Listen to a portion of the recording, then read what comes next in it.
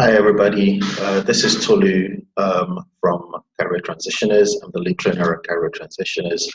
This is going to be the first of a series of videos that I'm going to be doing weekly.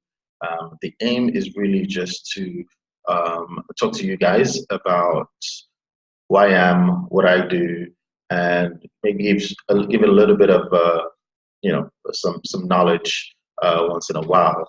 Um, I'm not really going to have a specific format for how these videos are going to run. I'm just going to let them happen organically. And if any one of you guys know me, you know that doing videos on social media is not really my thing. But you guys have asked for it, so here it is. I'm going to do my very best to try and share as much as I possibly can. So I wanted to start off with a first video, which will be one of a series of videos. I want to start with career goals. It's the first Sunday of the year, and I thought it'll be a good place to start with career goals. When I was thinking about what I wanted to talk to you guys about, I thought, maybe a series of educational videos about what I do, business analysis, maybe some tools and techniques. But I thought let's start the year with career goals, and as the year unfolds, I will give a lot more, talks and make it a lot more videos on tools and techniques, about the softer skills and the core skills as well. And I'll be happy to hear any requests for any particular topic. I want to make this as interactive as possible. So, when I think about career goals, the first thing that comes to mind is motivation. First question I always ask is, what motivates you? For me, it's a number of different things. I get motivated by money. Yeah, I think people say money can't buy happiness. I think it can go a long way towards ensuring that you are free to get what it is that you need to get. I was listening to a video by Dr. Boyce Watkins recently, and he spoke on that particularly. When money gives you the freedom to be able to make the choices that will make you happy. It almost doesn't matter what it is that makes you happy. It's more about what allows you to make those choices. I'm definitely money motivated, but I don't think I'm money motivated where I would do whatever it takes or do anything to get money. I'm very much about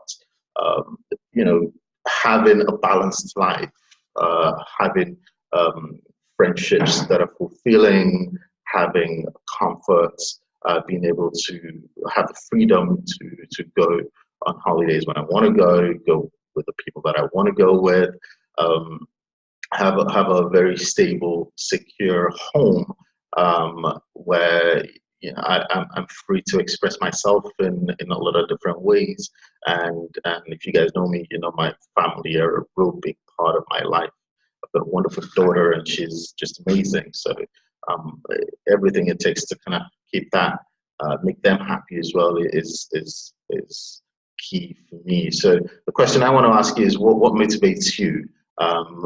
Take stock. Is it the big house? Is it the people around you? Is it the ability to walk by the beach and just reflect? Is it having a certain amount of money in the bank? What is it that motivates you? I said, think about what motivates you. You can start to think about how to set your career goals that can help you, get to the point where your motivations are fulfilled.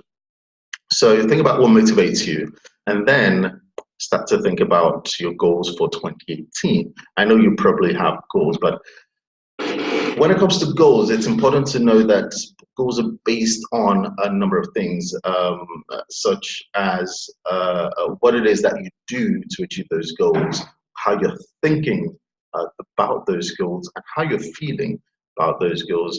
I do have a MSc in organizational psychology, but I'm not going to call myself a psychologist by any means. But when we talk about the psychology of goals, it's really about the alignment of different parts of your being, including the things that you do, your behaviors, your thoughts, what you're thinking about, how you're thinking about those goals, and your emotions, how you're feeling about those goals.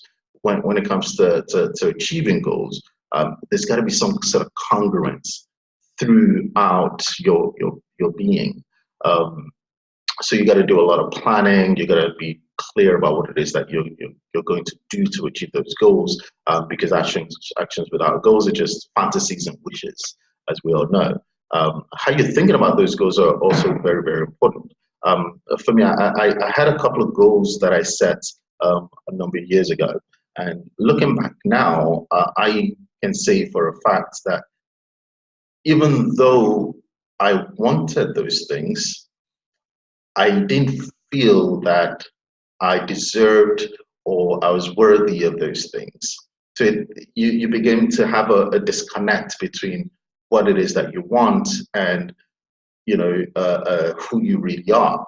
So creating an alignment between behaviors, thoughts, and emotions really, really important when it comes to the psychology of goals. So I implore you, when you start to think about your goals for 2018, think about them from the perspective of who you really are in terms of your motivations, what you want, how you're thinking about these goals, and your emotions, how you're feeling about these goals. So I want to talk very, very briefly about setting goals or writing goals, so to speak. Some people write goals in such a way that it's something in the distant future, disconnected from your true self. I have a specific way of writing goals that I learned from neuro-linguistic programming. You can Google that, NLP, and it's really quite powerful. I tend to write goals in the first person, in the present, and include sensory language. What do I mean? So I'll write a goal that speaks about the present. So instead of saying, I am going to get a job in December 2018, which is something in the distant future, I will put myself in 2018, the point at which I want to be getting that job, and I'll write the goal as if it's already happening. So here's a little formula that you can use when you're setting goals. So write it in such a way that you can put yourself in that particular date. For example, it is 1st of December 2018. I am, whatever your current emotional state is, I'm feeling great, I'm feeling excited, I'm fantastic, I'm feeling elated, because this is where it gets really interesting.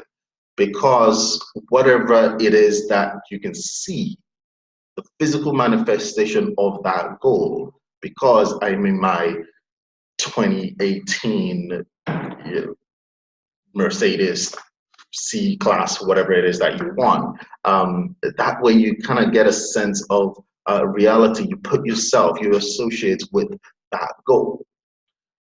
So here's some examples of some goals, just as you think about setting goals for 2018. It is 6th of June 2018. I'm feeling amazed because I've just got the keys to my new 4-bed end terrace new build house in Dartford. So it is the date, 6th of June 2018, which is 6 months from now.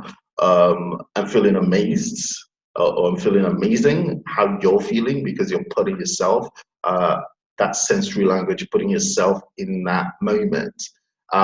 And you can see the physical manifestation of why you're feeling that way, because you are in the house that you've always dreamed about.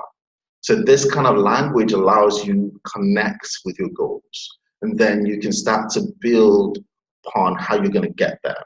So in the next series, I'm going to talk about planning for these goals. But the first thing is to associate with those goals.